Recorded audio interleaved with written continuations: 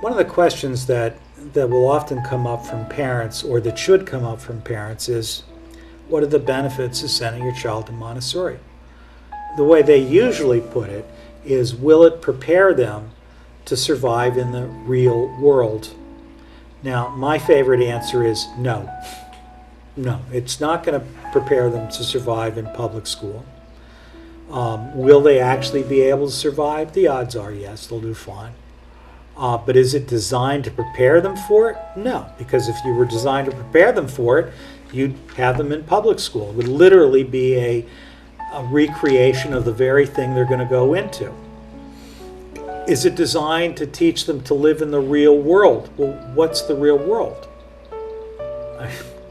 I think what most people mean by that is a world of people that are high achievers, highly driven, who are fundamentally living lives that often are rather shallow, materialistic, driven, competitive, one-upsmanship oriented. Now, obviously not everyone in the world actually thinks that way, but I think it's fair to say that Montessori is very interested in a more spiritual, a more balanced approach to life. Montessori is not anti-materialism, but it is not materialistic. Montessori would not teach children that it's not okay to have a nice, beautiful home. What they'd say is, if you had the home and it's taken away from you, you're still you. Your life is still worth living. You are the source of beauty. You are the source. You can create beauty. You can create a home. You can create comfort. It's obviously hard after a major war, when everything is destroyed, to rebuild. But the fact that civilizations are disrupted, that storms sweep through cities and destroy things, and yet somehow human beings organize and rebuild, that's a fundamental characteristic of the human spirit.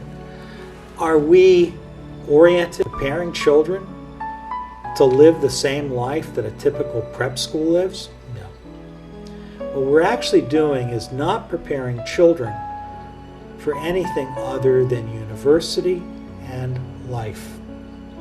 What children get out of Montessori is, first off, an incredible sense of self-worth, of independence, of potency, of their own ability in this world to learn things and to do things well. I think children learn nonviolence.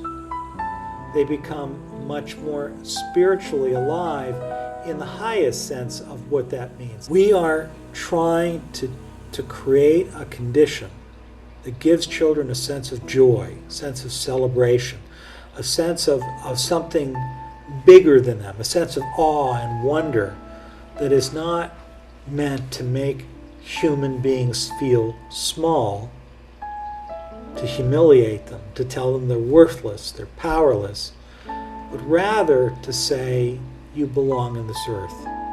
Your life has value. Your life has meaning. You need to honor yourself, honor your mother and father, honor the earth, honor other people. You need to live your life so that it will, as the Quakers say, speak, that you have dignity, that your ideas have merit, that your decisions are important, that you will make mistakes perhaps, and you need to take responsibility for them and try to rebalance the scales. What we're trying to do is to help children to live better, more spiritual, more empowering, more balanced lives.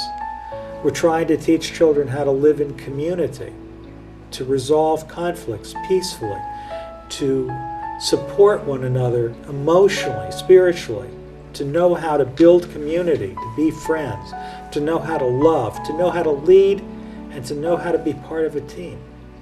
These are very powerful lessons. We're trying to teach children not simply to memorize facts and figures and formulas.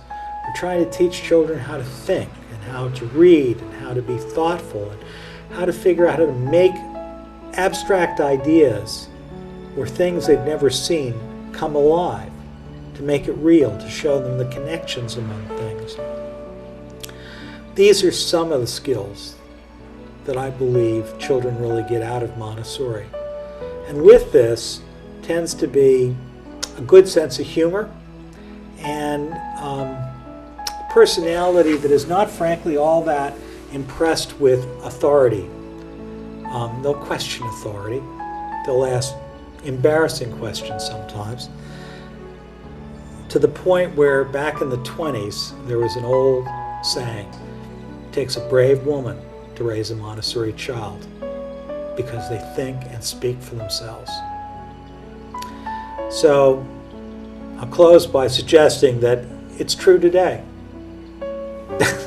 Montessori schools, they're big, they're small, they're public, they're private. There's some that are more adapted than others, but you know what?